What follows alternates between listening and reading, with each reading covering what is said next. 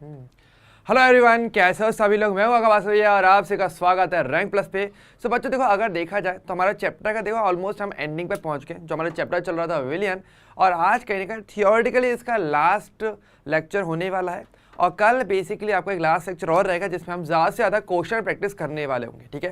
लेकिन उससे पहले ये बहुत ज़रूरी है कि आपके पास यहाँ तक का जितना भी पढ़ लिया है वो आपका अच्छे से आपको क्लियर हो, क्योंकि आज जो टॉपिक हम देखने वाले होंगे वो आपके उन पर बेस्ड होंगे जो हमने पहले पढ़ा है अभी तक।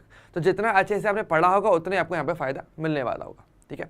ओके, लेकिन स्टार्ट करने से पहले देखो, आपको पता है कि मैंने आपको कल एक क्वेश्चन दिया था। तो पहले तो मैं चाहूँगा कि आप लोग इस सवाल का जवाब निकाल पाए हो, नहीं निकाल पाए, पहले इस सवाल का जवाब दीजिए और फिर हम कहीं जाके आगे बढ़ते हैं। कल आपको याद होगा हमने परासरण दाब पर हमने बात की थी कि परासरण क्या होता है, परासरण दाब कैसे निकालते हैं, ये व्युत्क्रम परासरण क्या होता है, ये सारी बातें हमने कल की थी, ठीक है। और आज हम बेसिकली उसके आगे की बातें करने वाले हैं, पर उससे पहले हम एक क्वेश्चन सॉल्व करेंगे। ओके, सो पहले तो फटाफट से यार मुझे कमेंट करके बता दो कि भाई आवाज़ सही से आ रही है कि नहीं आ रही है, समझ में आ रहा है कि नहीं आ रहा है। देखो कहीं पर भी कोई डाउट हो तो कमेंट कर दिया करो, ठीक है। देखो अगर देखा जाए, आपको एक क्वेश्चन दिया था मैंने। क्वेश्चन ये था कि 300 केल्विन तापमान पर रक्त का परासरण दाब आपको 7.47 बार दिया हुआ है, बार होता है, ये दिया हुआ है, ठीक है। और क्या बोला है कि किसी रोगी को अंतःशिरा में ग्लूकोज इंजेक्ट करने के लिए इसे रक्त के साथ समपरासारी होना पड़ता है। जैसे कि हमने कल पढ़ा भी था कि ऑब्वियसली बात है, जब इंजेक्शन दिया जाता है तो ये ध्यान रखा जाता है कि इंजेक्शन के अंदर जो विलियन है और जो रक्त है, जो खून है हमारा, उसके अंदर दोनों का जो परासरण दाब है वो बराबर होना चाहिए। क्योंकि परासरण दाब अगर कम या ज़्यादा हो जाएगा तो ऐसे में आपके साथ घटना हो सकती है। ऑब्वियसली बात है कि आपकी जो नसें हैं हो सकता है वो सिकुड़ जाए एकदम, या फिर फूल के फट भी सकती हैं, तो वो अच्छा नहीं अपने लिए, है ना।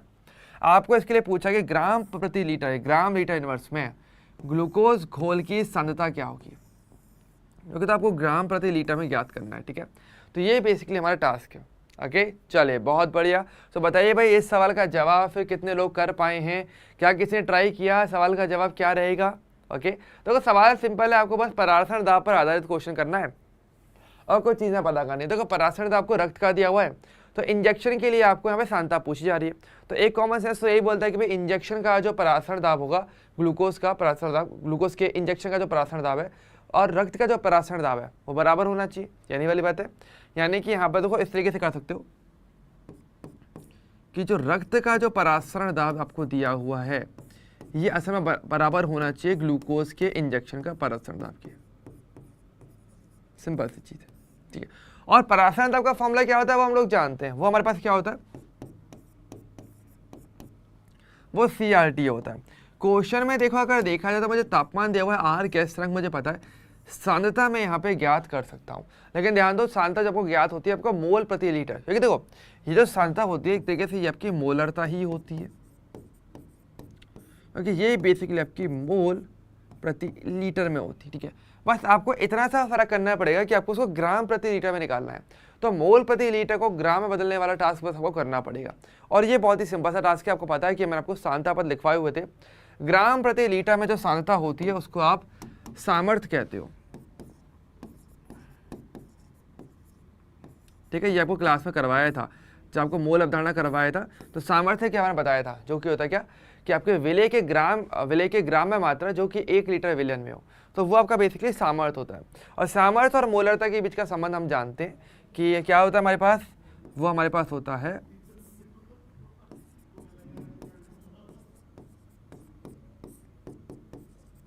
वो होता है मोलरता इंटू विलय का मोलर द्रव्यमान।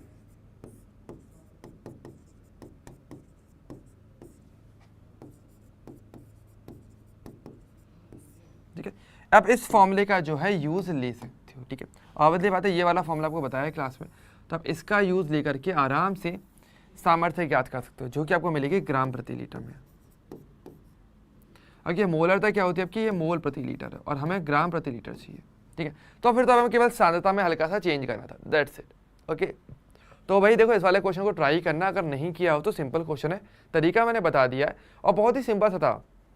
रक्त का परासरण दाब दिया गया था, बोला गया था कि भाई ये ग्लूकोज के इंजेक्शन के साथ ऑलरेडी ये समपरासारी, मतलब इन दोनों का परासरण दाब समान है।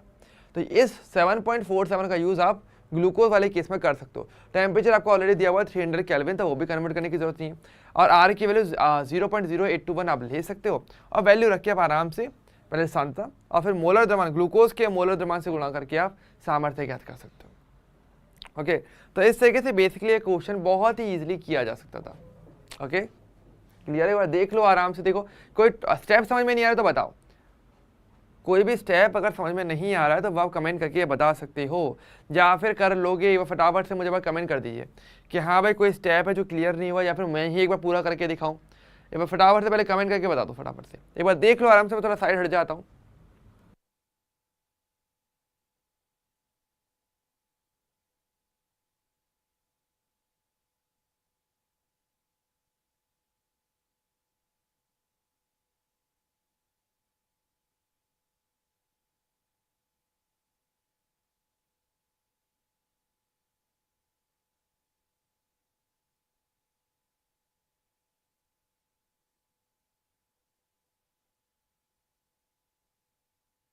क्लियर है? चलिए ठीक है, तो इसको तो ट्राई करना थोड़ा सा, ठीक है? ट्राई करोगे तो होगा, ठीक है? तो अगर नहीं किया, अप्रोच समझ में नहीं आया तो समझ में आता है, लेकिन ये मत करना कि भाई न्यूमेरिकल्स ही नहीं कर रहे, प्रैक्टिस ही नहीं कर रहे, ये तो फिर अपने आप से चीटिंग है। ये नहीं करना। हाँ, कोई चीज़ नहीं हो पा रही, आप आके पूछ रहे हो, चलो समझ में आता है और वो पूरी तरीके से सही भी है, लेकिन यह है कि आपको क्लास में क्वेश्चन दिए जा रहे हैं और आप उसको नहीं कर रहे हो, तो वह पूरी तरीके से आपकी यहाँ पे गलती है कि अगर आप इसको नहीं करते तो, ठीक है?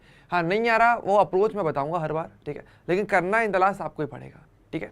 या आपको लगता है कि अगर मुझे करके बताना है तो मुझे बता दो, मैं इसको भी पूरा करके दिखा सकता हूँ, आंसर सेम तरीके से निकलेगा, कोई खास मेहनत नहीं करनी पड़ेगी, मुझे बस करना ही क्या है। पाई की वैल्यू क्या दी हुई है आपको 7.47, इक्वल्स टू क्या हो जाएगा आपका सांद्रता ज्ञात करनी है। आर की वैल्यू यहाँ पे 8.31 चाहिए वाला लेना। टेम्परेचर आपको लेना पड़ेगा 300 केल्विन का।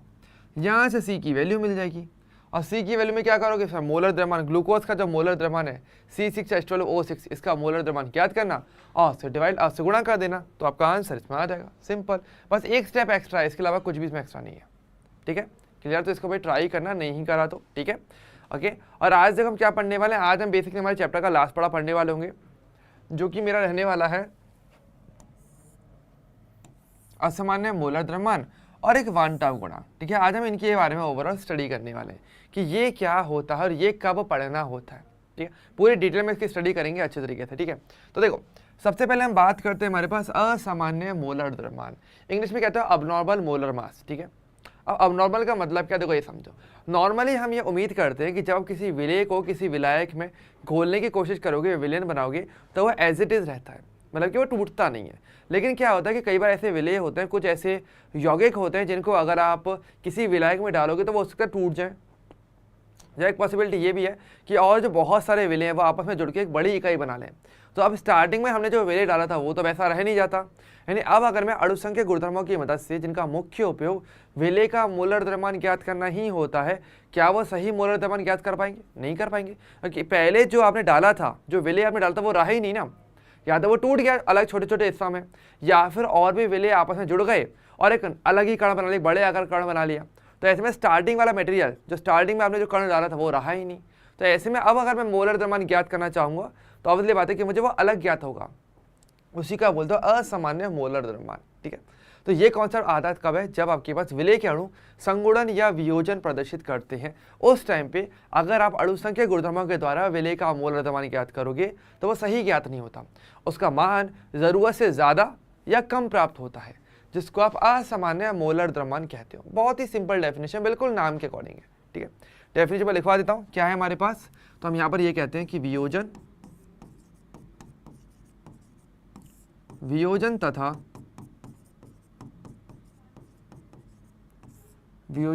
संगुणन की स्थिति में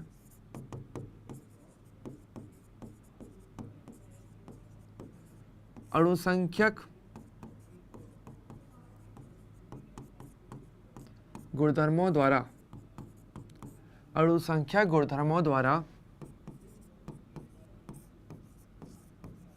ज्ञात विलेय का मोलर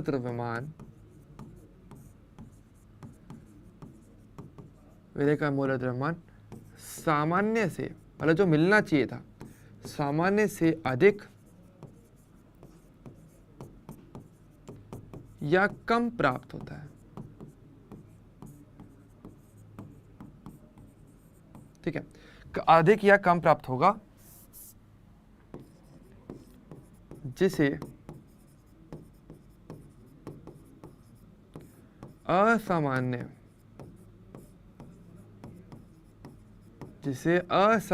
मोलर द्रव्यमान कहते हैं। जिसको आप क्या बोलते हो, जिसको आप असामान्य मोलर द्रव्यमान आप कहते हो। ठीक है, तो इस प्रकार से डेफिनेशन बिल्कुल नाम के अकॉर्डिंग है, मतलब जो मिलना चाहिए था वो नहीं मिल रहा, कुछ और वैल्यू मिल रही है, तो ऑब्वियसली बात है कि आपको उसको क्या बोलेंगे, असामान्य मोलर द्रव्यमान आप कहते हो। ठीक है, क्लियर है।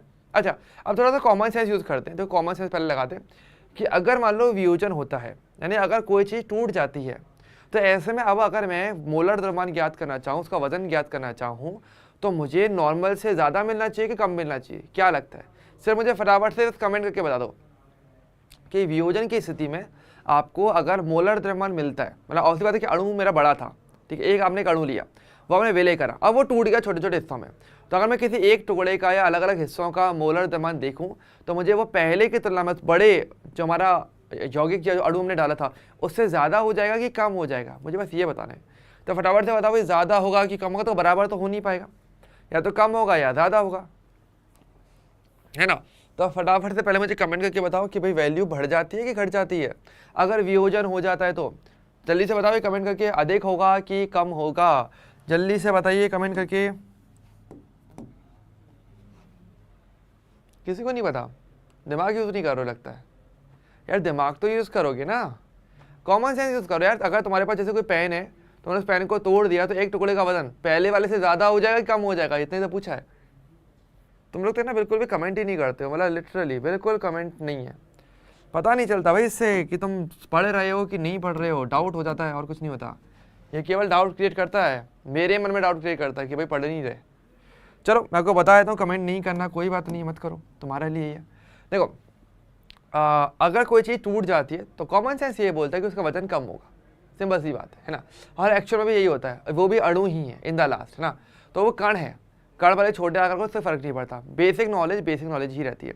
तो वियोजन की स्थिति में आपको देखने को मिलेगा कि अगर आप मोलर द्रव्यमान ज्ञात करते हो तो वो नॉर्मल से कम मिलेगा। उसकी बात है जो अणु था वो टूट के छोटा बन चुका है, तो ऐसे में मतलब कि वहाँ पे आपको कम मोलर द्रव्यमान ज्ञात होगा।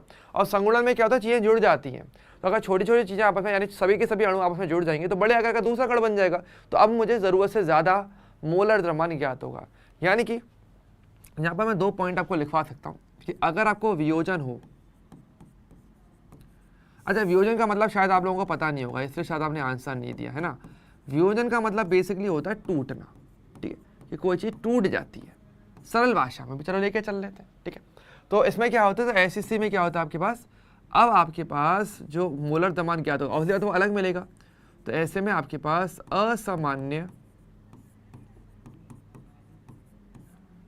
जो मोलर द्रव्यमान आपको ज्ञात होता है वो समय ज़्यादा आपको कम प्राप्त होगा आपके सामान्य मोलर द्रव्यमान से।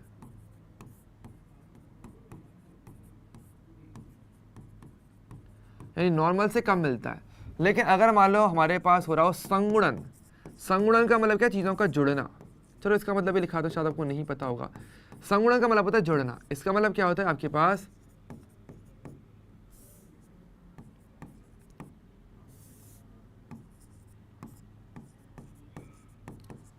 जो असामान्य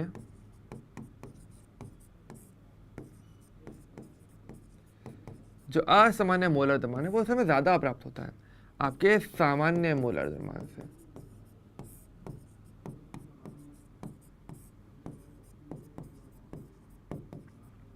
इस प्रकार से, ठीक है। अच्छा, अब यहाँ पे आपके दिमाग में एक सवाल आया कि भैया ये कैसे पता चलेगा कि भाई कौन से अणु संगुणन दर्शाने वाले हैं या कौन से वियोजन दर्शाने वाले हैं, कौन से ऐसे हैं जो कुछ भी नहीं दर्शाए। ऐसे भी तो अणु हो सकते हैं ना जो कुछ भी प्रदर्शित ना करें। तो देखो इसका एक तरीका होता है, पहचाने का तरीका थोड़ा सा देखो। अगर हम बात करें हमारे पास वियोजन की, वियोजन बेसिकली कौन प्रदर्शित करता है, तो वियोजन बेसिकली प्रदर्शित करते हैं आपके आयनिक यौगिक। जो आपके आयनिक यौगिक हैं वो सामान्य तौर पे वियोजन को प्रदर्शित करते हैं। जैसे कि एक सिंपल एग्जांपल लेके चल लेते हैं, क्लियर हो जाएगा।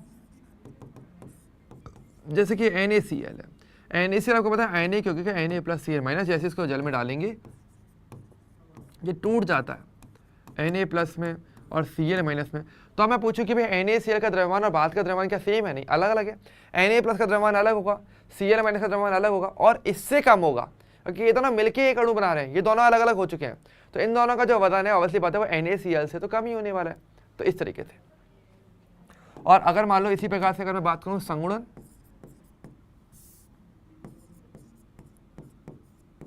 संगुणन कौन प्रदर्शित करते हैं? जहां पर आपके पास हाइड्रोजन बॉन्डिंग की पॉसिबिलिटी मिल जाती है, जहां पर क्या हो सकता है आपके पास H बंधन, जहां पर H बंध बन सकता है। ठीक है, और इसका देखो एक एग्जांपल आपके पास बहुत ही फेमस है जो कि ज़्यादातर आपके बुक में भी दिया हुआ है। ठीक है, वो क्या है मैं आपको बता देता हूँ। ठीक है, देखो वो हमारे पास कौन सा एग्जाम्पल है, वो एग्जाम्पल हमारे पास रह जाता है जैसे कि बेंजीन में एसिटिक अम्ल।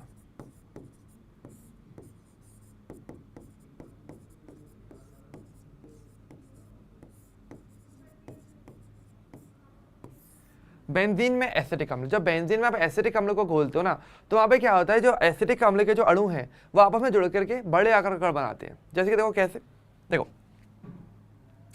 जैसे कि CH3 C double bond O और OH, ये इसका एक अणु है एसिटिक अम्ल का, CH3 COOH का एक अणु की संरचना है। अब इसी प्रकार से चलो मैं दूसरा अणु भी ले लेता हूँ, तो यहाँ पे आ जाएगा CH3 OH और यहाँ पे डबल बॉन्ड O, इस प्रकार से, है ना। ये हमारा हो गया अणु। अब होता है कि देखो दो अणु हैं, अब देखो दोनों अणुओं के मध्य क्या होगा, हाइड्रोजन बंध बन जाएगा। कहाँ पे? ये हाइड्रोजन बंध देखो एक तो यहाँ बन जाएगा और एक यहाँ बन जाएगा। तो इन दो जगहों पर आपको क्या देखने को मिल जाता है हमारे पास, H बॉन्ड, हाइड्रोजन बॉन्डिंग आपको देखने को मिल जाती है। ठीक है, अब पॉइंट ये आता है कि भाई हाइड्रोजन बॉन्डिंग हो रही है, अब इससे क्या होगा, अब दोनों अणु आपस में जुड़ गए।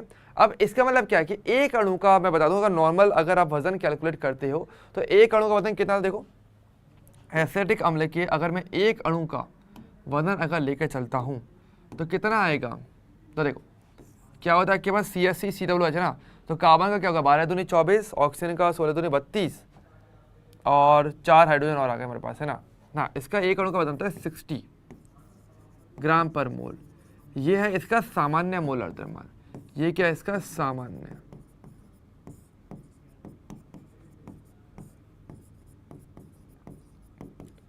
सामान्य मोलर द्रव्यमान। लेकिन क्या हुआ देखो, अब हाइड्रोजन बंद हो गया तो क्या होगा, अब ये दोनों अणु आपस में जुड़ करके क्या बनाने, द्विलक। द्विलक का मतलब क्या होता है, जहाँ पे दो इकाइयां आपस में जुड़ के एक बड़ी इकाई बना ले, तो वही हुआ यहाँ पे द्विलक बन गया है। अब ऐसे में अब इसका वजन क्या होगा, अब इन दोनों का वजन जोड़ना पड़ेगा। तो अब इस द्विलक का वजन क्या होगा,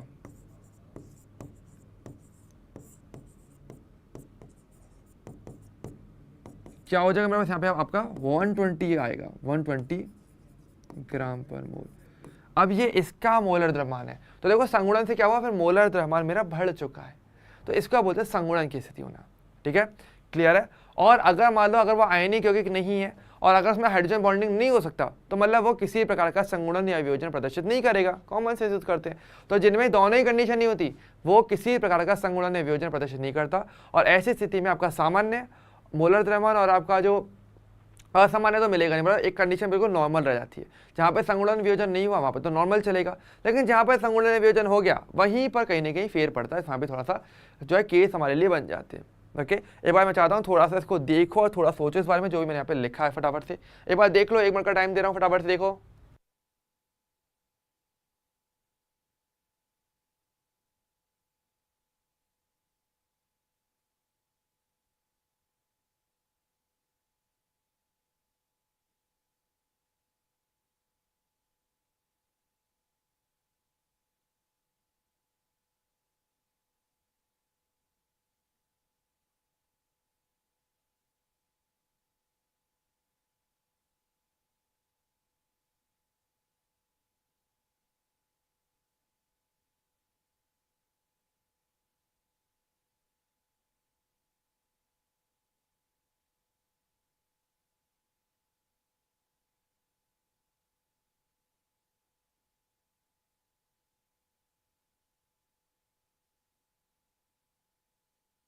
ओके, क्लियर है ये वाला पार्ट अच्छे तरीके से, ठीक है।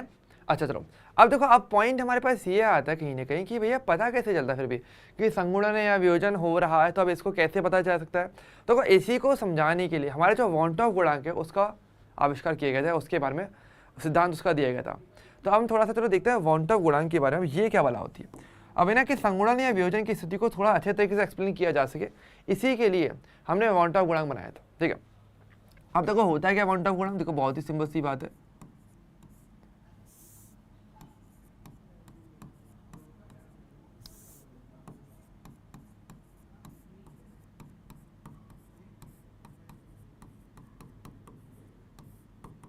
वॉन्टॉफ गुणांक देखो, पहली बात तो इसको देखो आई से प्रदर्शित करते हैं, ये थोड़ा ध्यान रखना, सिंबल इंपॉर्टेंट रहता है। ठीक है, अब इसका पर्पस क्या है, इसका पर्पस रहता है कि आप सामान्य और असामान्य स्थितियों के बीच में संबंध साबित कर सको, वो ये करके देता है।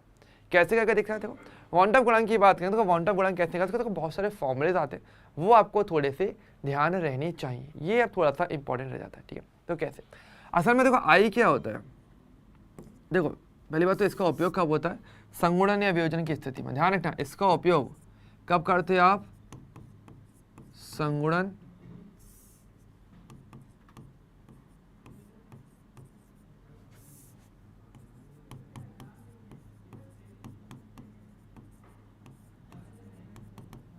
संगुणन या वियोजन की स्थिति में ना इसका उपयोग किया जाता है। अब कैसे कैसे करते हैं ये समझिए। देखो अगर हम बात करेंगे आई की, तो ये क्या होता है, देखो इसका फॉर्मूला क्या होता है, बहुत ही सिंपल सी बात है। देखो पहली बात हो, एक बात थोड़ा ध्यान रखना, ये बेसिकली बात करने वाला है अणुसंख्यक गुणधर्मों के ऊपर ही। ठीक है, जो कि आपके संगुणन या वियोजन से परिवर्तित होते हैं, उस पर ही संबंध ला के देखा कैसे। तो यहाँ पर ये कहते हैं कि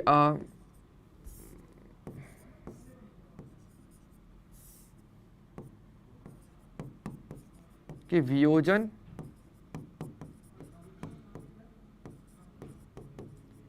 या संगुणन के पूर्व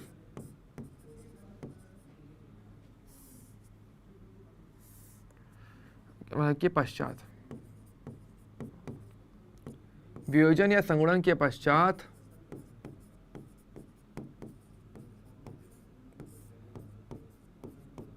अणु संख्या गुणधर्म अपॉन वियोजन या संगुणन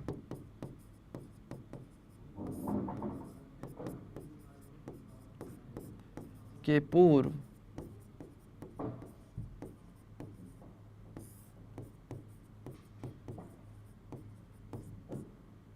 अणु संख्या गुणधर्म। ओके, यानी कि वियोजन या संगुणन के बाद में अणु संख्या गुणधर्म कैसा हो, उससे पहले अणु संख्या गुणधर्म कैसा है। ठीक है, उसका जो अनुपात रहता है ना वो आपका आई है। तो बेसिकली संबंध बताएगा जैसे वाला कि आपका वियोजन संगुणन होने वाला है या नहीं होने वाला, मान लो होता है जैसे, तो उसके बाद अभी अणु संख्या गुणधर्म में क्या परिवर्तन आने वाला है, अपॉन में जो पहले नॉर्मल था, यानी ऊपर वाला हो जाएगा असामान्य और नीचे वाले तरीके से सामान्य वाला, कि कुछ भी नहीं हुआ तब। ओके, अच्छा अब देखो इसको अलग अलग रूपों में लिख सकते हैं, कैसे देखो इसको समझो, इसको थोड़ा और समझिए अच्छे तरीके से, इसमें थोड़ा सा टाइम देना चाहिए अपने को। ठीक है, देखो तो आई की अगर बात करेंगे, देखो आई बेसिकली क्या होता है ये बताता है आपके पास कि वियोजन या संगुणन के पश्चात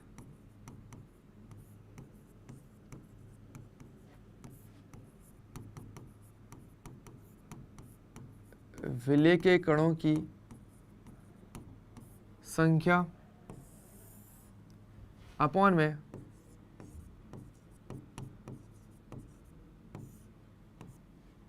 वियोजन या संगुणन के पूर्व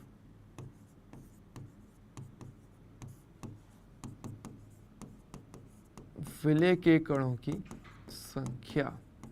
इस तरीके देखो ऑब्वियसली बात है, क्योंकि देखो अणुसंख्या गुणधर्म किसके समानुपाती हैं, वो डिपेंड करते हैं विलय के कणों की संख्या पे। तो विलय के कणों की संख्या में क्या परिवर्तन आ रहा है, आप उस पर भी बातें कर सकते हो। ठीक है, तो उससे भी आप क्या निकाल सकते हो, आई का वैल्यू निकाल सकते हो। ये आपका सेकंड वाला फॉर्मूला है, मतलब सेम फॉर्मूले को बस मैं थोड़ा सा अलग अलग शब्दों में अलग अलग तरीके से लिख के बताने वाला हूँ, ठीक है, ताकि आपको हर एक फॉर्मूला क्लियर है, ठीक है। तो मेनली हमारा फोकस रहता है, देखो मोलर द्रव्यमान में चेंज क्यों आ रहा है, क्योंकि अणुसंख्या गुणधर्मों में परिवर्तन देखने को मिलेगा। क्यों ऐसा परिवर्तन हो रहा है, क्योंकि विलेय के कणों की संख्या में परिवर्तन आ रहा है। और ऐसा क्यों हो रहा है, क्योंकि वियोजन या संगुणन हो रहा है। तो आप इसे कैसे भी लेकर चल सकते हो, घुमा फिरा के आप इसी फॉर्मूला पर ही घूमते रहेंगे कहीं ना कहीं, ठीक है। अच्छा देखो, अब देखो, क्योंकि हम जानते हैं, देखो कणों की संख्या की जब हम बात करते हैं ना, देखो कणों की संख्या का मतलब ध्यान रखना, यहाँ पर हमारा मतलब हमेशा मोल से रहता है, ठीक है। क्योंकि जब भी हम बात करते हैं संख्या, तो संख्या को काउंटिंग को तो आप मोल में करते हो, तो यहाँ पे मोल शब्द दिमाग में रखना डायरेक्ट इनडायरेक्ट वे में, ठीक है। कि असल में जब बोले ना मोल, तो मोल आ जाए कणों की संख्या आ जाए, एक ही बात है। कि संख्या का मतलब केमिस्ट्री में मोल होता है, ठीक है, वो हम जानते ही है ना। अच्छा, अब एक देखो बहुत अच्छे तरीके बहुत एक बेसिक बात हम जानते हो, क्योंकि हम जानते हैं कि मोल इक्वल्स टू क्या होता है, वो इक्वल्स टू होता है ग्राम में आता है, अपॉन में आपका मोलर द्रव्यमान आता है। यानी मोल और मोलर द्रव्यमान एक दूसरे के व्युत्क्रमानुपाती हैं। यानी अगर फॉर्मूले में अगर मैं मोल की जगह पर मोलर द्रव्यमान रखना चाहूँ तो क्या होगा ऐसे में, तो ऐसे में आपका ये जो अनुपात है, जहाँ पश्चात और पूर्व वाली बात है, वो आपस में पलट जाएगी। यानी कि वो क्या मिलेगा, तो आपको देखने को मिलेगा, तो ऐसे में आई की वैल्यू क्या हो जाएगी, देखो तो देखो, तो आई की वैल्यू क्या हो जाएगी, तो आई इक्वल टू हो जाएगा मेरे पास क्या, अब देखो, क्योंकि हम जानते हैं कि वियोजन या संगुणन के पश्चात अगर मैं मोलर द्रव्यमान की बात करूं तो वो मुझे असामान्य मिलने वाला है, कायदे से। और जो पहले वाला था वो तो नॉर्मल था, तब तक तो हुआ ही नहीं था, तो ये पहले वाला तो ऊपर चल जाएगा, बाद वाला नीचे आ जाएगा। तो क्योंकि आपको पता है व्युत्क्रमानुपाती का संबंध रहेगा, तो हमारे पास क्या आ जाएगा, तो आई इक्वल टू आता है मेरे पास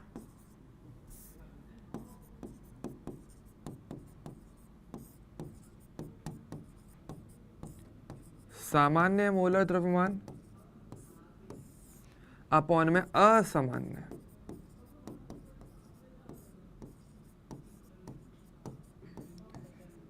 मोलर द्रव्यमान। तो देखो मैंने यहाँ पे देखो थोड़ा सा चेंज किया है, अब देखो आपको थोड़ा अंतर दिखेगा, ठीक है। कैसे कैसे मिलेगा इसमें और अच्छे से क्लियर कर दूँ। देखो हमने बोला था विलेय के मोलों की संख्या, और अगर मोल की जगह पर मोलर द्रव्यमान रखना चाहो तो मुझे ऑब्वियसली बात है इसको पलटना पड़ जाएगा, दोनों ऊपर जगह बदल देंगे। अब पश्चात का मतलब क्या है कि जब संगुणन वियोजन हो चुका है तो अब तो मुझे अणु संख्या जो मोलर द्रव्यमान मिलेगा वो तो मुझे अलग मिलना चाहिए। तो ये आपका मतलब एक तरीके से पश्चात वाला है, एक तरीके से, सॉरी ये भी इसके आपका पूर्व वाला हो गया। तो असामान्य वाला तो है आपका पश्चात, कि भाई कुछ हो चुका है उसके बाद, लेकिन जब तक कुछ हुआ ही नहीं होगा तब तक तो नॉर्मल मिलेगा, तो आपका सामान्य मोलर द्रव्यमान हो जाएगा। तो ये आपका पूर्व वाली कंडीशन हो गई कि भाई पहले, और फिर इनका आपको थोड़ा सा ध्यान रखना पड़ेगा, ठीक है, ये वाली बात है। ओके क्लियर है। अब देखो यहीं पर इन शब्दों को और अलग तरीके से भी कहा जा सकता है, कैसे, ये है देखो आपके पास जब संगुणन वियोजन हो गया तो वो प्रेक्षित मान है, कि एक्चुअल में जो देखने को मिल रहा है, जो प्रैक्टिकल है, जो प्रयोग वाला मान है, वो असल में अलग मिल रहा है।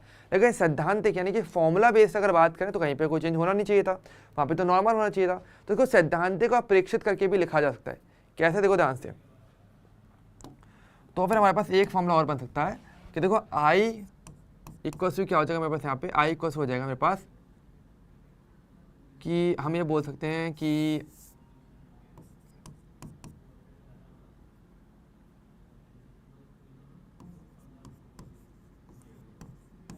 प्रेक्षित या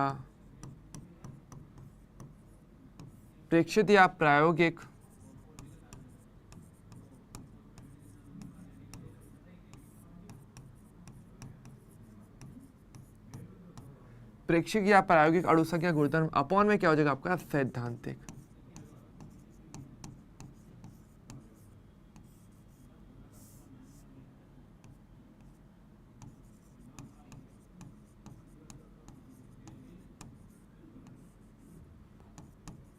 सैद्धांतिक अणु संख्या गुणधर्म, ओके इस प्रकार से, ठीक है। अगर देखो सैद्धांतिक वाला जो मान है वो फिक्स है, मतलब जहां पर कोई चेंज नहीं, जो नॉर्मल कंडीशन है, जो क्या फॉर्मूला बेस आप निकाल ही रहे थे अभी तक, जो फॉर्मूला हम लगा रहे थे। और प्रेक्षित या प्रायोगिक मतलब अब जो आपने देखा वो क्या देखा आपने, कि संगुणन वियोजन हो चुका है, उसके बाद कल तो वो ये है, तो उसको आप ऐसे भी कह सकते हैं, ठीक है। और सेम अगर मान लो इसी में अणु संख्या गुणधर्म की जगह पर मैं चाहूँ तो यहाँ पे अणुओं की संख्या या मोलों की संख्या भी लिख सकता हूँ। अगर मैं इसी को और आगे बढ़ाना चाहूँ तो मैं इसको ऐसे भी कह सकता हूँ, कैसे, मैं इसको इस तरह भी कह सकता हूँ कि और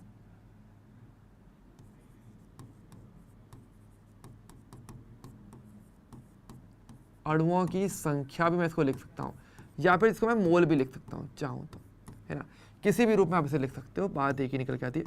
तो मैंने एक ही फॉर्मूला को कई तरीकों से लिखा जा सकता है। तो यहाँ पर आपके पास एक क्वेश्चन केवल फॉर्मूला भी पूछा जा सकता है, कोई वन टर्म गुणांक का सही फॉर्मूला बताओ कौन सा होता है। और काफ़ी सारे बच्चे इसमें भी कंफ्यूज हो जाएंगे, क्योंकि इसके लिए वही ना कि आपको थोड़ा सोचना पड़ेगा। अगर बिना सोचे समझे करने वाले तो मतलब नहीं बनता। तो ये चीज़ थोड़ा ध्यान रखना है अपने को, ठीक है। तो देखो वही सेम फॉर्मूला था, मैंने उसको बस अलग अलग रूपों में, शब्दों को बस हल्का हल्का चेंज किया मैंने, बस थोड़े इजी शब्दों से लेकर के मैं थोड़ा सा टिपिकल केमिस्ट्री वाले शब्दों पे ले आया। बात तो एक ही है, ओके। अच्छा, हिंदी का मतलब थोड़ी बदल जाएगा, हिंदी तो हमारी वही रहती है ना, सेम। अच्छा देखो सेम, देखो यहाँ पे असामान्य या सामान्य में, तो प्रेक्षित वाला कौन सा हो गया, असामान्य वाला जब चेक किया गया, और ऊपर वाला कौन सा है, सैद्धांतिक। यानी हम ये भी कह सकते हैं, मैं इसको और ऐड करना चाहूँ तो देखो मैं ऐसे भी लिख सकता हूँ कि, और ऊपर मान तो कौन सा है आपका सैद्धांतिक, और नीचे वाला है क्या आपका प्रायोगिक या प्रेक्षित।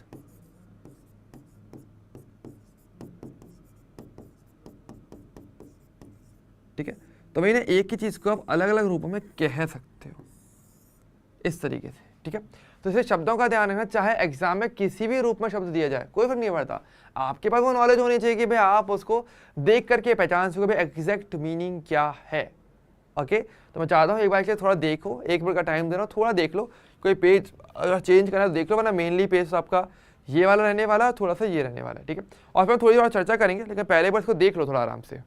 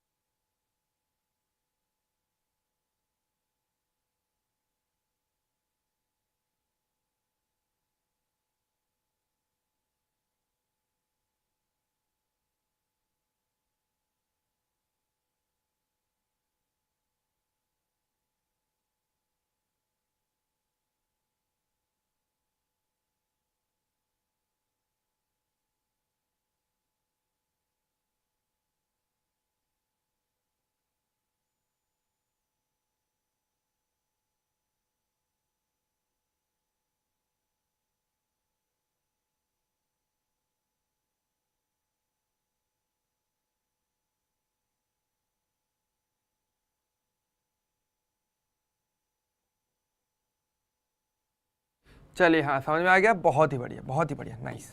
चलो देखो, अब देखो पॉइंट ये आता है कि भैया अब आई की वैल्यू पता कैसे चलती है, कि आई की वैल्यू क्या होनी चाहिए, इसकी परास क्या से क्या होनी चाहिए। अब देखो ऐसे क्वेश्चन एग्जाम में आते हैं, तो भाई बहुत ही सिंपल सा बात है। देखो अगर हम बात करेंगे हमारे पास आई का मान,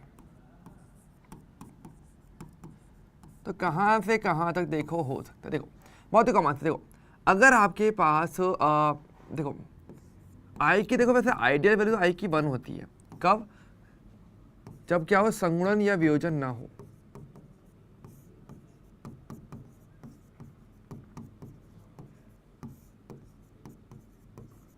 क्योंकि देखो कॉमन सेंस की बात है, अगर संगुणन वियोजन नहीं होगा तो मतलब कणों की संख्या में कोई परिवर्तन नहीं आएगा, कोई अणु संख्या गुरुत्व में कोई परिवर्तन नहीं आएगा, ना कोई मूलतत्व में परिवर्तन आएगा। तो ऑब्वियस बात है ये ऊपर नीचे की वैल्यू बराबर है, आपस में कैंसिल हो जाएंगे तो 1 ही वैल्यू देंगे।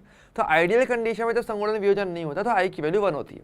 लेकिन अगर मान लो क्या हो जाए, अगर वियोजन हो जाए तो बताओ क्या होगा। देखो अगर मान लो वियोजन हो जाएगा तो क्या होगा, वियोजन अगर हो गया तो बाद में अणुओं की संख्या मुझे ज़्यादा देखने को मिलेगी बजाय नॉर्मल से, क्योंकि अब कणों की संख्या बढ़ चुकी होगी, राइट। तो ऐसे में आई की वैल्यू क्या होगी। अब ऑब्वियसली बात है कि यार आप एक बड़े नंबर में छोटे नंबर से डिवाइड लगाओगे तो 1 से बड़ा नंबर आएगा, यानी आई की जो वैल्यू है वो 1 से ज़्यादा होती है जब आपके पास वियोजन होता है।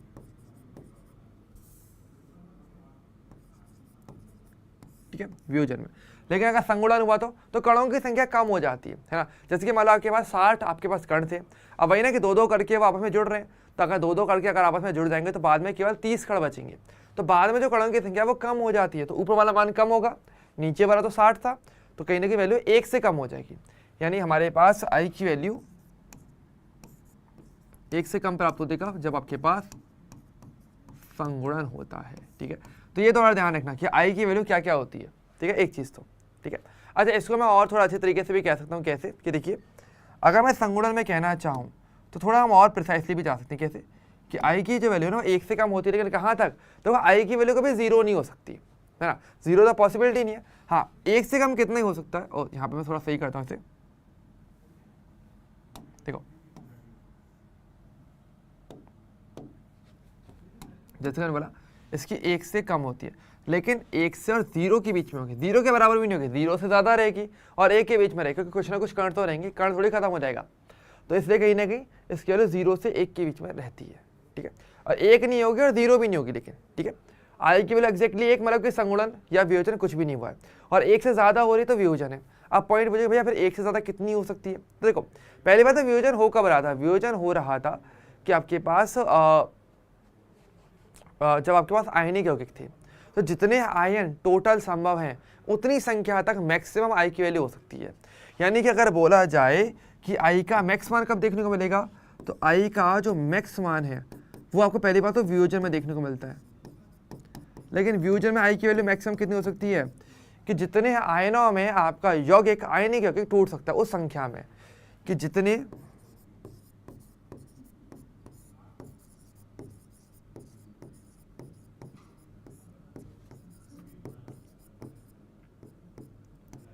अधिकतम आयनों में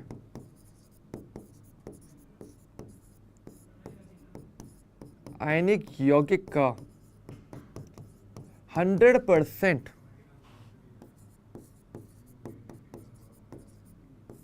वियोजन हो, ठीक है।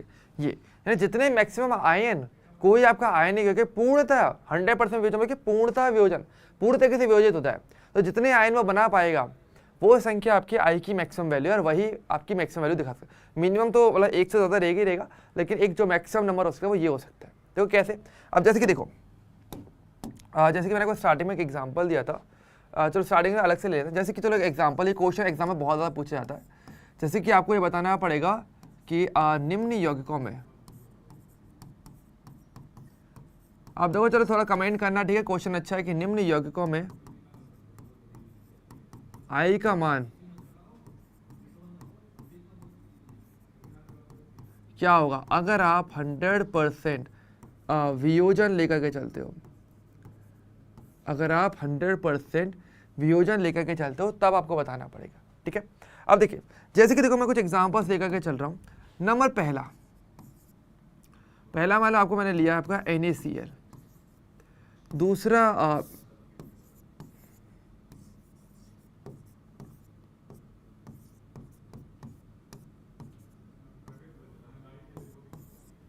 तीसरा मैं आपको दे रहा हूँ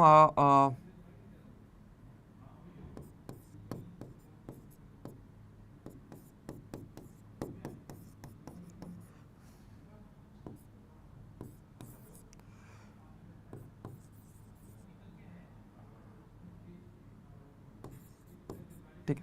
आपको इनके लिए बताना पड़ेगा, आपको हर एक के लिए यहाँ पे आई की वैल्यू बतानी है ना। चलो पहले सबसे पहले मुझे पहले वाले के बताएंगे सभी लोग कमेंट करके, कि फर्स्ट वाले केस में कि अगर NaCl अगर 100% अपने आयनों में टूटता है तो ऐसे में टोटल आई की मैक्सिमम वैल्यू, आई की वैल्यू क्या हो सकती है, आपको ये बताना है ना। चलिए फटाफट से कमेंट करके बताओ भाई इसका आंसर क्या बनेगा, जल्दी से फटाफट से कमेंट कर दीजिए जल्दी से। इजी क्वेश्चन है, अच्छा क्वेश्चन है, और ऐसे क्वेश्चन आपके एग्जाम में आते रहे, कई बार आए हुए हैं, ठीक है। देखो बताओ, सिंपल सी बात है, चलो पहले वाले का आंसर मैं देता हूँ। देखो NaCl है, ऑब्वियसली बात है, अगर ये टूटेगा तो केवल 2 आयन बना सकता है, और देखो आई की वैल्यू संख्या पे डिपेंड करती है, कितने प्रकार के नहीं, कितनी संख्या में बनाएगा वो संख्या देखनी है। तो यहाँ पे एक्जैक्टली मेरे पास 2 आयन ही बन सकते हैं इन टोटल, तो यहाँ पे आई की वैल्यू क्या आ जाएगी मेरे पास, यहाँ पे 2 हो जाएगी, डायरेक्ट हो जाएगा, बहुत सिंपल है।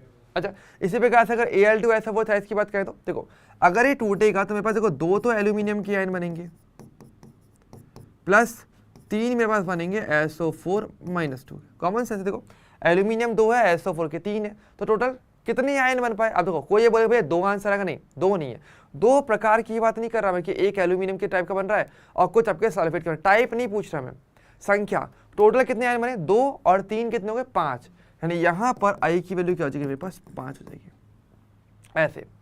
अब तो इसकी बात करें तो ये तो टूटेगा ही नहीं, और ये तो संगुणन भी प्रदर्शित नहीं करता, ना ये वियोजन प्रदर्शित करेगा, तो इसके लिए हमेशा आई की वैल्यू क्या रहेगी आपके लिए, 1 रह जाएगी। अगर जो संगुणन वियोजन नहीं दर्शाता उसके लिए आई की वैल्यू 1 है। अच्छा MgCl2 ये टूट सकता है, ये आई नहीं क्योंकि ये टूटेगा तो क्या बनाएगा आपका, एक तो Mg+2 बनाएगा और आपके 2 Cl माइनस आइन देगा। टोटल काउंटिंग देख लो, तो टोटल कितने बन पाए, टोटल 3 बन पाए। तो यानी कि यहाँ पर आई की वैल्यू क्या हो जाएगी मेरे पास, 3 हो जाएगी। दैट्स इट आंसर, 4 नंबर पक्के। इतना इजी क्वेश्चन आता है। देखो ये थोड़ा इजी वाला पार्ट है, इसको थोड़ा सा अपने को ध्यान से देख करके चलना चाहिए, ठीक है। क्लियर है ये वाला पार्ट अच्छे तरीके से। बात देख लो आराम से, किसी क्वेश्चन में कोई डाउट हो तो आराम से कमेंट करके बता दो, ताकि इसके बाद अब हम थोड़ी सी बातें और सीखने वाले होंगे कि हमारे पास क्या कहते हैं कि अब इनका एक्चुअली अणुसंख्यक गुणधर्मों पर क्या प्रभाव पड़ता है, उनके फॉर्मूलेस पे क्या इफेक्ट पड़ता है। पहले एक बार थोड़ा सा क्वेश्चन को नजर मारी जाए अच्छे तरीके से।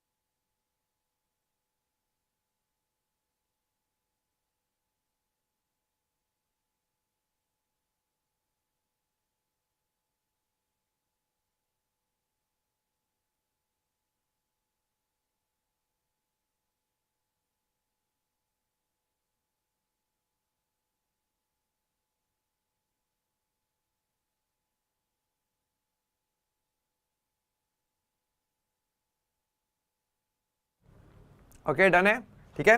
चलिए अब देखो समझो, अब पॉइंट ये आता है कि अब देखो हमारे पास मिलने अणुसंख्यक गुणधर्मों को कहीं ना कहीं फर्क पड़ने वाला है, ये तो हम जानते हैं, है ना। अब वो फर्क कैसे पड़ता है देखो वो समझिए। तो ऐसी स्थिति में हम क्या बोलते हैं, तो हम ये करते हैं कि देखो तो देखो अगर आपके पास संगुणन वियोजन दिया जाए,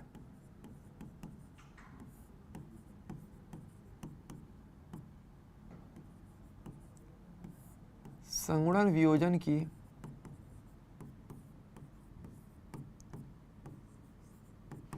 स्थिति में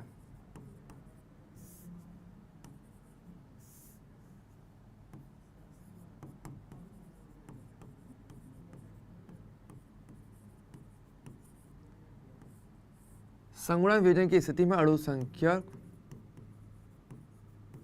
गुणधर्म, ठीक है। अब देखो अब अगर संगुणन वियोजन अगर हो रहा है तो ऐसे में अणुसंख्यक गुणधर्मों पर क्या प्रभाव पड़ेगा, उनके फॉर्मूले पे क्या फर्क पड़ता है। देखो बहुत सिंपल सी बात है, देखो आपको जितने भी अणुसंख्यक गुणधर्म पता है, आपको 4 अणुसंख्यक गुणधर्म पता है, आपको कुछ नहीं करना फॉर्मूले में, सिर्फ बराबर के राइट साइड में आपको केवल आई से गुणा करना है सामान्य तौर पे। बहुत सिंपल सी बात बोल रहा हूँ, ठीक है। कैसे देखो, जैसे कि सबसे पहला वाला अणुसंख्यक गुणधर्म आपने क्या पढ़ा है, आपने पढ़ा था वाष्पदाब में आपेक्षिक अवनमन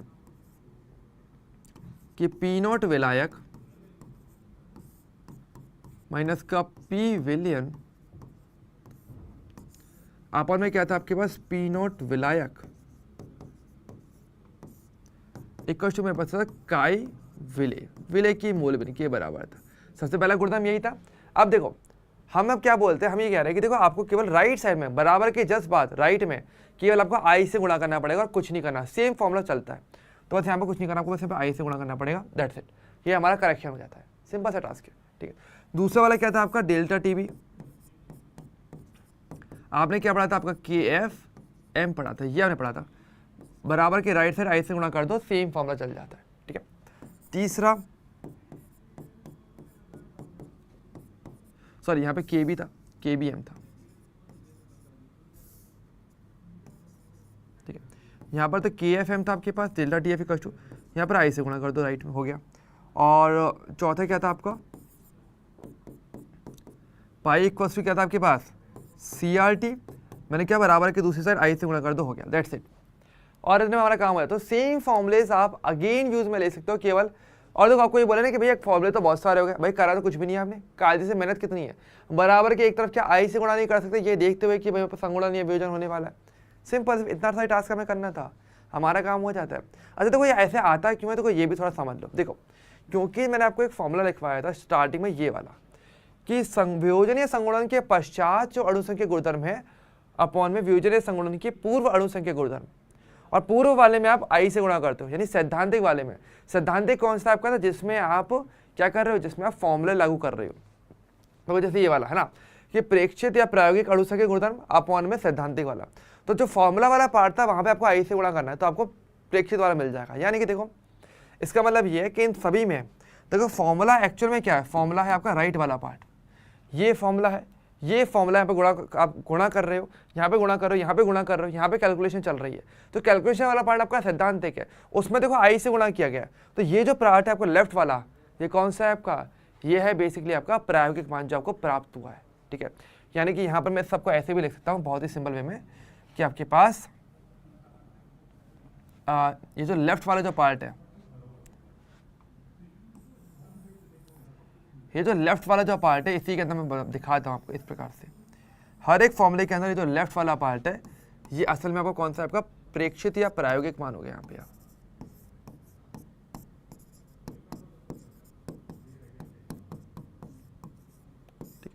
और राइट वाला जो पार्ट आपको दिया हुआ है ये सारा, जहाँ पे आपको कैलकुलेशन करने की सी जरूरत पड़ रही है, ये मान है आपको कौन सा, ये आपका सैद्धांतिक मान हो गया। और सैद्धांतिक में आई से गुणा कर करके आपको उसका प्रेक्षित मान प्राप्त होता है इस प्रकार से। ठीक है, क्लियर है? ओके, ये थोड़ा ध्यान रखना। ठीक है, इसको चलो मैं ऐसे भी लिख सकता हूँ, जैसे कि मैं लिखना चाहता हूँ ऐसे लिख सकता हूँ, जैसे कि मान लो पाई के लिए मुझे लिखना हो, तो पाई के लिए पता कैसे लिखेंगे कि पाई का जो प्रेक्षित मान होगा, जो आप जो आप देखोगे, जो आप ऑब्जर्व करोगे, ठीक है, प्रयोग द्वारा, वो इक्वल टू होता है आई इंटू में पाई का सैद्धांतिक मान, जो कि आप कैलकुलेट करके निकालोगे।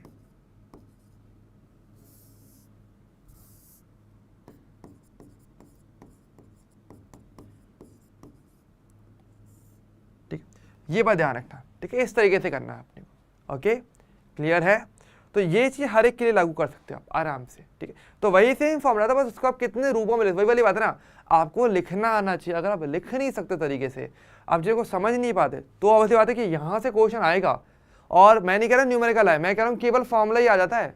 फिजिकल केमिस्ट्री में एक टाइप का क्वेश्चन ये भी बनता है, जो काफी बच्चों को नहीं पता रहता, कि उनको लगता है कि थ्योरी याद करनी है, क्वेश्चन नहीं करते इसलिए फॉर्मूला याद नहीं करते।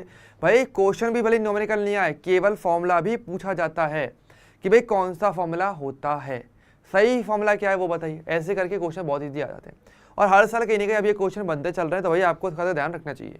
ठीक है, क्लियर है? तो बस को देख लो भाई, किसी में कोई डाउट हो तो पूछ लो आराम से, मैं थोड़ा साइड हट जाता हूँ।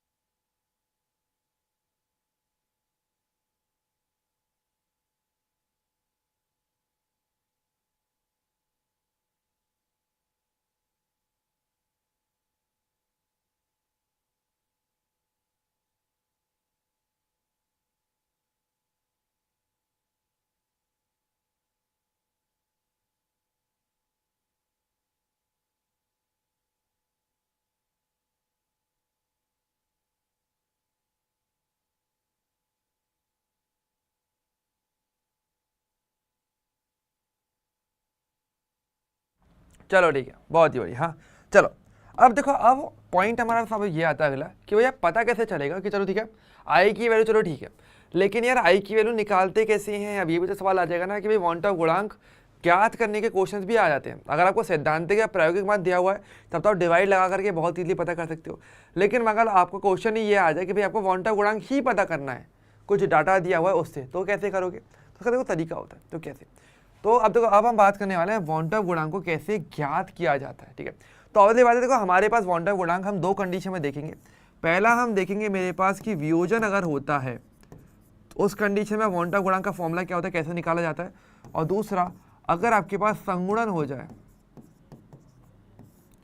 तो ऐसे में आप वांट ऑफ गुणांक कैसे निकालने वाले हो।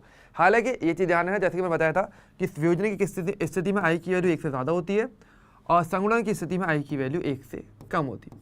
हालांकि 1 और 0 के बीच की होती है, ऐसे कह सकते हो। ठीक है, और कुछ भी नहीं होगा, कुछ भी नहीं हुआ, नो संगुणन नो वियोजन, कुछ भी संगुणन नहीं हो रहा, कुछ भी वियोजन नहीं हो रहा, तो आई की वैल्यू 1 होती है, फिक्स है। ठीक है, क्लियर है। और इसकी मैक्सिमम वैल्यू क्या हो सकती है वो मैं आपको बता चुका हूँ। ठीक है, कि आयनिक यौगिकों में जो भी आयन बन सकते हैं इन टोटल, उनकी जो संख्या होगी वो आपके वियोजन में आई की मैक्स वैल्यू हो सकती है। वो हम सारी थ्योरी में लिख चुके हैं। ठीक है, अब देखो समझो। चलो सबसे पहले चलो हम बात करते हैं हमारे वियोजन के लिए।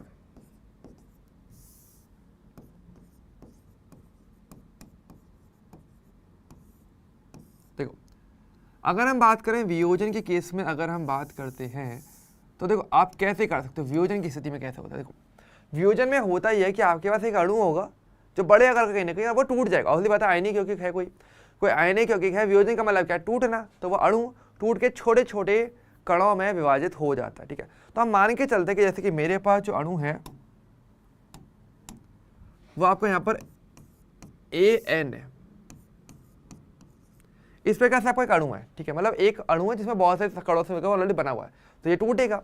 तो अगर टूटेगा तो क्या बनेगा, मान लो पूरी तरीके से टूट जाता है 100% वियोजन, तो Na मान लो आपका ये बन रहा है, इस कणों में टूट गया। अब हम ये लेकर चलते हैं स्टार्टिंग में हम क्या लेकर चलते हैं, तो स्टार्टिंग में कितने कण, तो अगर बात करूँ मैं प्रारंभ में, प्रारंभ का मतलब क्या है, एकदम स्टार्टिंग में जब तक संगुणन वियोजन कुछ भी नहीं हुआ है, मतलब वियोजन तो वही नहीं है, तो प्रारंभ में मेरे पास केवल एक कण रहा होगा, अपने आप में एक कण है, और ये तो टूटा ही नहीं है, तो ये तो 0 रहा होगा नॉर्मली देखा जाए तो, है ना। लेकिन अगर हम बोले कि वियोजन के पश्चात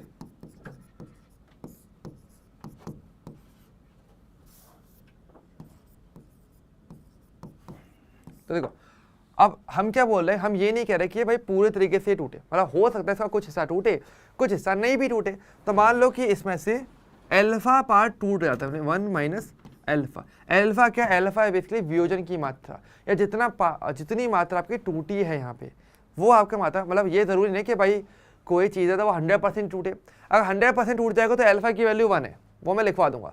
लेकिन मान लो अगर 100% नहीं टूटा, मतलब कुछ तो रह जाएगा ना। मान लो जैसे कि आपके पास इसके शुरुआत में 100 कण थे, 100 में से मान लो 60 आपके टूट गए, तो 40 तो बच गए। तो 40 क्या है, वो अल्फा है। इस तरीके जितना बच जाता है वो, मतलब जितना टूट गया वो अल्फा है। तो बच कितना है, क्या 1 माइनस अल्फा, स्टार्टिंग में से जो टूट गया उसको माइनस कर दो, तो यहाँ कितना बनेगा, यहाँ बनेगा n अल्फा।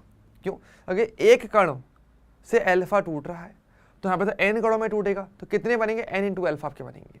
ठीक है, ये हुए आपके टूटे हुए मात्रा रह गई। ठीक है, तो अब देखो ऐसे में, तो अगर मैं आपसे पूछूं कि तो प्रारंभ, तो हम देखो यहाँ पे 2 वर्ड आते हैं हमारे पास। तो देखो आई मेरे पास क्या है, आई है मेरे पास वियोजन के पश्चात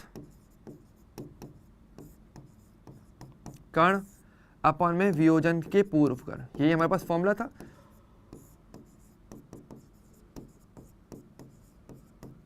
तो देखो भाई, तो आई की वैल्यू क्या हो गई, वियोजन के पश्चात टोटल कण कितने, टोटल काउंट करना है, तो 1 माइनस अल्फा यहाँ पर होगा प्लस n अल्फा ये हो गया।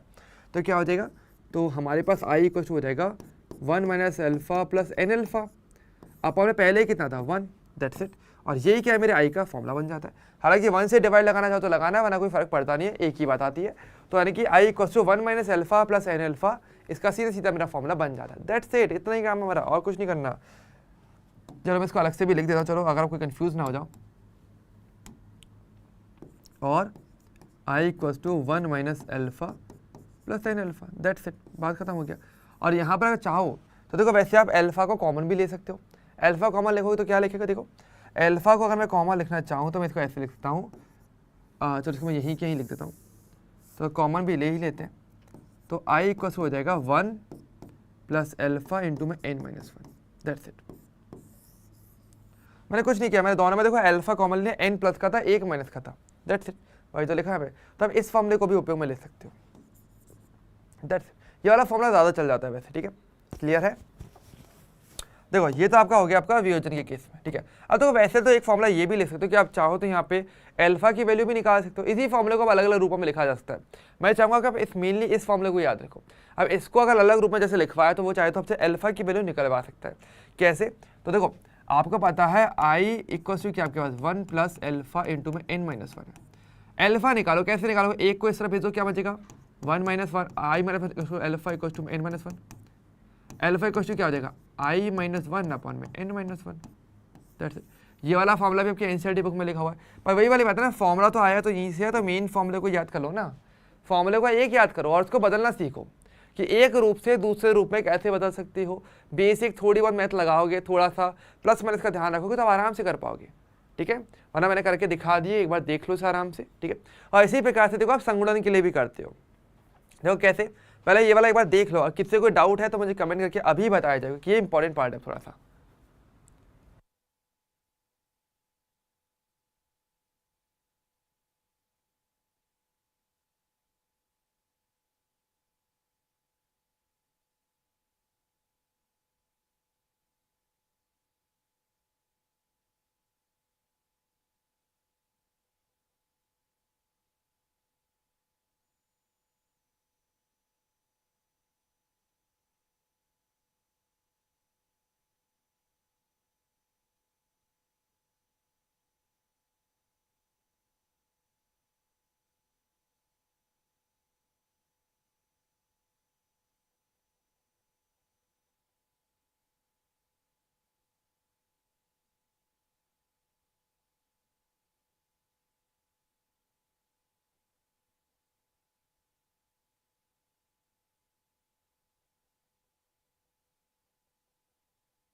ओके चलिए, ये वाला पार्ट हो गया, बहुत बढ़िया।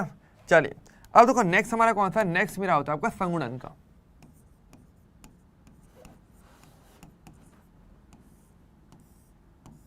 देखो संगुणन में क्या होता है, संगुणन देखो वियोजन का अपोजिट एक तरीके से देखा जाए तो, है ना, कि वियोजन में एक बड़े आकार का कण कहीं ना कहीं टूट करके छोटे आकार के कणों में विभाजित हो रहा है, टूट रहा है। संगुणन में वही छोटे छोटे कण आपस में जुड़ के फिर से आपके बड़े आकार के कण को बनाते हैं। तो यानी यहाँ पर क्या होता है, देखो जैसे कि मान लो मेरे पास वही वाली बात है कि n a कण है, तो आपस में जुड़ के वो आपका an ऐसे कण बनाते हैं। सिंपल सी बात है कि वही छोटे छोटे कण n संख्या में थे, आपस में जुड़ करके एक बड़े आकार कण उन्होंने बना लिया, ठीक है। अब देखो, अब वही वाली बात है, अगर मैं बात करूँ प्रारंभ में, ठीक है।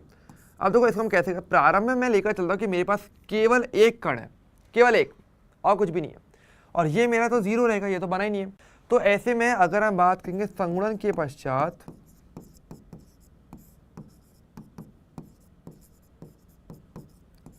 मतलब मैं एक के सापेक्ष बात कर रहा हूँ मैं यहाँ पे, और कुछ नहीं कर रहा, एक के सापेक्ष बात की जा रही है, ठीक है। तो अगर एक के सापेक्ष अगर ये जीरो है स्टार्टिंग में, अब मान लो कण आपस में जुड़ता है दूसरे वाले से, है ना, तो ये जुड़ेगा जुड़ेगा जुड़ेगा, तो मतलब कहीं ना कहीं इसकी खुद की मात्रा अंदर से कम होती जाएगी, मतलब ये आपस में एक दूसरे से जुड़ करके इस कण को बनाएगा, तो अकेला जो कण है वो तो कम होता चला जाएगा। तो यहाँ पर क्या होगा आपके पास कि तो मानो आप माइनस एल्फा अपॉन एन यहाँ पे कम हो जाएगा, ठीक है। और यहाँ पर कितना बनेगा आपके पास फिर आपका एक कण जो है, सॉरी आपके पास यहाँ पे जो एल्फा कण है वो जो आपका यहाँ पे बन पाएगा, ठीक है। एक बार इसको देखो थोड़ा सा, ये थोड़ा सा मेरे लिए काम का पार्ट है, इसको थोड़ा सा एक बार अच्छे तरीके से देख लो, थोड़ा समझ लो आराम से, और इस पर कोई डाउट है तो पहले इसका बताइएगा।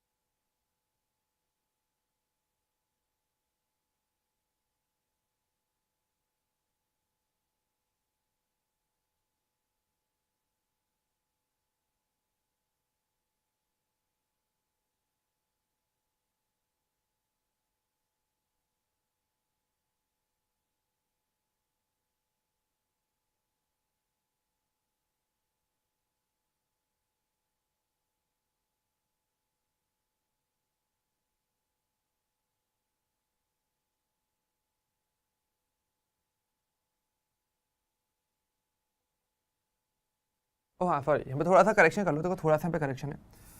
देखो यहाँ पर क्या होता है, 1 से आपका अल्फा मान कम हुआ तो यहाँ पे कितना बनेगा आपका अल्फा अपॉन n बनेगा। इतने कण ही बन पाएंगे क्योंकि वो आपस में कण इसी संख्या में जुड़ते हुए चलेंगे ना, तो कणों की संख्या एक्चुअल से थोड़ी कम प्राप्त होती है क्योंकि आपस में जुड़ गए। ठीक, तब ऐसे में अगर ओवरऑल अगर देखा है तो आई की वैल्यू क्या होगी, तो आई मैंने क्या बताया था, वो आपके पास बताया था फॉर्मूला की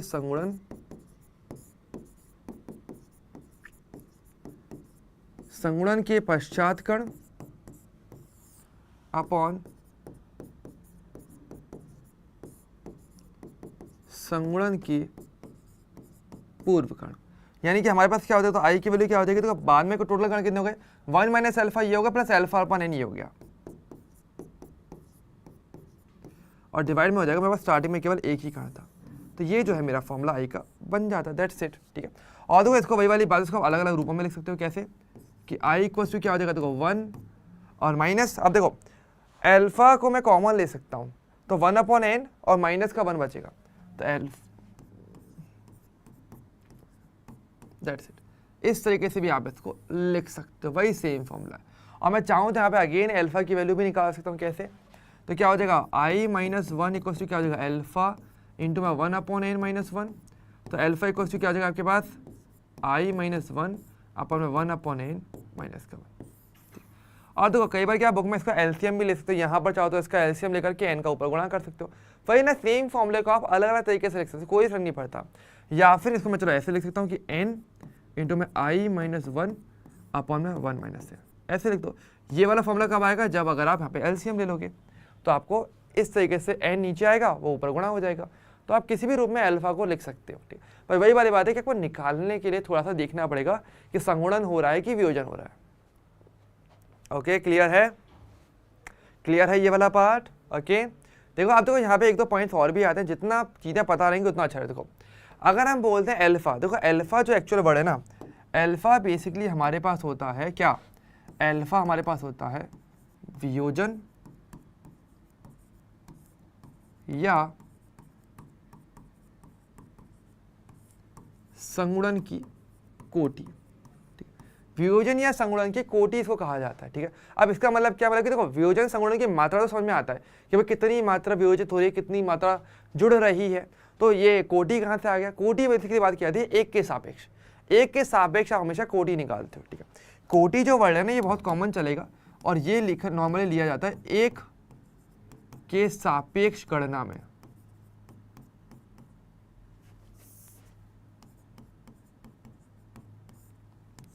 तो कैसे, देखो जैसे कि मान लो कि अगर आपके पास मान लो कि 10 अणु है। ठीक है, 10 अणु आपके पास से मान लो ये टूट करके आपके पास 50 अणु बनाते हैं। ठीक है, यहाँ पर आपका वियोजन हो गया।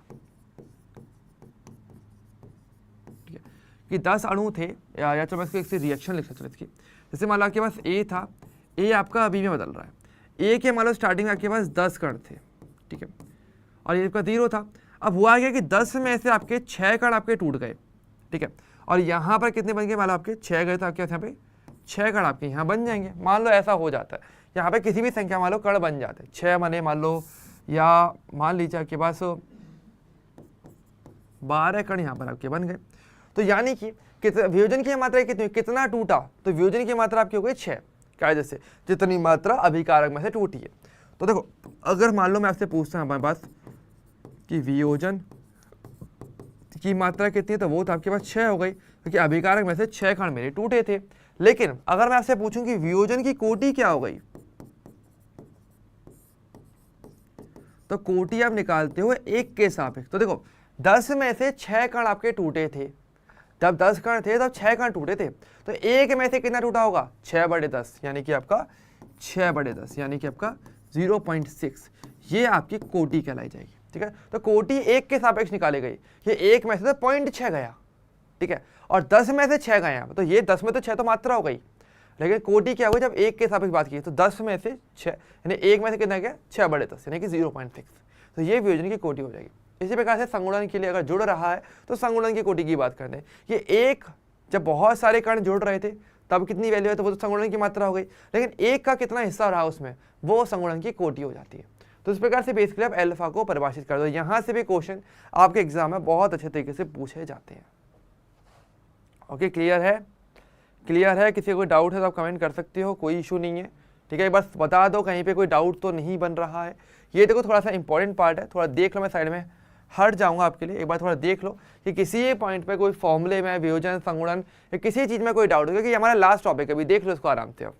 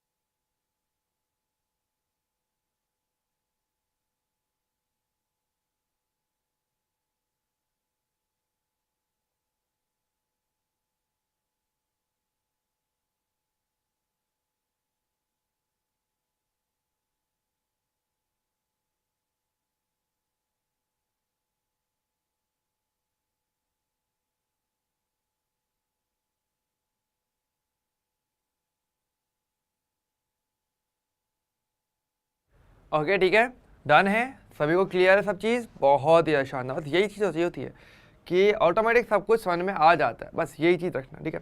तो चीज़ें थोड़ी क्लियर रखना, ठीक है। अब देखो अगर देखा जाए तो यहाँ से क्वेश्चन क्या बन सकते हैं, एक तो मैंने आपको बता ही दिया कि आपको केवल आई की वैल्यू आपसे पूछी जा सकती है, क्वेश्चन टाइप की बात की जाए। हालांकि इसका क्वेश्चन आएगा तो न्यूमेरिकल वाला क्वेश्चन में काफ़ी अच्छा बन सकता है अगर आप देखते हो तो, वरना ये वाले क्वेश्चन, इस टाइप के क्वेश्चन बहुत ईजिली पूछे जा सकते हैं, ठीक है। ओके, तो थोड़ा ध्यान रखना कि आपको केवल आई की वैल्यू पूछ ली जाए, या फिर आपसे ये बोला जाए कि आपके पास क्या बोलते हैं कि आपको अलग अलग यौगिकों के बारे में पूछा जाए और बोला जाए कि भाई कौन किसके लिए आई की वैल्यू अधिकतम है, तो अगेन आपको यही चेक करना पड़ेगा और फिर आपको पता चल जाएगा भाई किसके लिए आई की वैल्यू मैक्सिमम है, किसके लिए कम से कम होने वाली है ना। तो ये चीज़ आपको थोड़ा सा ध्यान रखना चाहिए, ठीक है, क्लियर है। ओके चलो बहुत बढ़िया, ठीक है। अब देखो हमारे पास कुछ क्वेश्चन भी थे, क्वेश्चन में आपके लिए लेकर के आया था, अगर आप उसे देखो तो देखो भाई यहाँ पर तो क्वेश्चन प्रैक्टिस ज़्यादा से ज़्यादा करना, ठीक है। तो एक ब्रेनस्टॉर्मिंग क्वेश्चन आपके लिए मैं ज़रूर लेकर के आया हूँ, इसको आपको आज सॉल्व करना है तरीके से, ठीक है। क्वेश्चन बहुत ही शानदार है और अच्छा क्वेश्चन है। क्वेश्चन क्या हमारा, मैं पढ़ के बताता हूँ कि दो तत्व ए तथा बी मिलकर AB2 और AB4 सूत्र वाले दो यौगिक बनाते हैं, ठीक है। ये आपको क्या कि दो तत्व हैं ए और बी आपस में मिलकर दो प्रकार के यौगिक बना रहे हैं, एक बन रहा है AB2, एक बन रहा है AB4, ठीक है। और यहाँ पे क्या देखो, यहाँ पे ये बोला है कि 20 ग्राम बेंजीन में घोलने पर 1 ग्राम AB2 का हिमांक को 2.3 केल्विन अवनमित करता है, ठीक है। और अगर आपके पास 1 ग्राम AB4 है, उससे 1.3 केल्विन का अवनमन होता है, ठीक है। तो बेंजीन के लिए मोलर अवनमन स्थिरांक अगर 5.1 किलोग्राम मोल वर्ष है, तो ए और बी के लिए आपको परमाणुविक द्रव्यमान ज्ञात करने हैं, ठीक है। ये आपको ज्ञात करना पड़ेगा, ठीक है। अब देखो क्वेश्चन आपका एक्जैक्टली वन टॉप वाला नहीं है, क्योंकि देखो यहाँ पे संगुणन वियोजन की बात नहीं की गई है। तो एक बार ध्यान रखना, संगुणन वियोजन की बात की जाए तभी आपको वन टॉप फैक्टर लगाना है, वरना आई की वैल्यू 1 लेके चलना। और देखो आप बहुत अच्छी तरीके से भी जानते भी हो, अगर मैं सारे फॉर्मुलेस पर अगर थोड़ा सा रिपीट करूँ, देखो अगर मैं यहाँ पे किसी भी फॉर्मूले के अंदर देखो अगर संगुणन वियोजन नहीं हुआ तो आई की वैल्यू 1 हो जाएगी, तो ऑटोमेटिक फिर आपका नॉर्मल वाला फॉर्मूला तो बन जाता है। तो ये चीज़ ध्यान रखना। तो संगुणन वियोजन नहीं है मतलब आई की वैल्यू आने वाला, आप नॉर्मल वाले फॉर्मूला लेने वाले हो। लेकिन अगर संगुणन वियोजन है तो फिर आपको थोड़ा सा देखना पड़ सकता है, ठीक है, क्लियर है। जैसे यहाँ पर तो कोई है नहीं, तो यहाँ पर आपको संगुणन वियोजन वाली चिंता करने की बात नहीं है, आई की वैल्यू लेने की कोई जरूरत नहीं है, 1 लेकर के चलना है। और आपको यहाँ पे ए और बी दोनों के लिए आपको इनका मोलर द्रव्यमान ज्ञात करना पड़ेगा, ठीक है। अच्छा इसकी हिंट मैं बताता हूँ, क्योंकि दो चीज़ें ज्ञात करनी तो कहीं ना कहीं आपको दो समीकरण बनाने की जरूरत भी पड़ने वाली होगी। तो यही मेरे लिए हिंट रहने वाली है आपके लिए, ठीक है। समझो इस सेक्शन में मेरी तरफ से इतना ही रहने वाला होगा। आपका ये चैप्टर थियोरेटिकली पूरा कंप्लीट हो चुका है और कल आपका लास्ट लेक्चर एक और ले लेंगे, जिसमें हम बेसिकली बात करने वाले हैं क्वेश्चन प्रैक्टिस पे। तो आज तक के जितने भी डीएसए हैं, जो आज का डीएसए है, सबको अच्छे तरीके से कवर कर लेना, अपना काम पूरा करके रखना है, ठीक है। और कल हम क्वेश्चन प्रैक्टिस करेंगे और ये चैप्टर हमारा कंप्लीटली एंड हो जाएगा। और उसके बाद की जो क्लास रहेगी फिर उसके अंदर हम नई चैप्टर की स्टार्टिंग करने वाले होंगे, ठीक है। लेकिन उससे पहले ये ज़रूरी है कि आप इस पार्ट को अच्छे तरीके से कवर करके रखो, क्योंकि ये कवर नहीं किया गया तो कहीं ना कहीं आपको प्रॉब्लम आएगी आगे वाले पार्ट्स को समझने में, ठीक है। हालांकि ठीक है, इस बात का ध्यान रखना और कोई डाउट है तो देखो पूछ लिया करो, ठीक है। तो बच्चा आज के सेशन में इतना ही, अब हम मिलेंगे कल।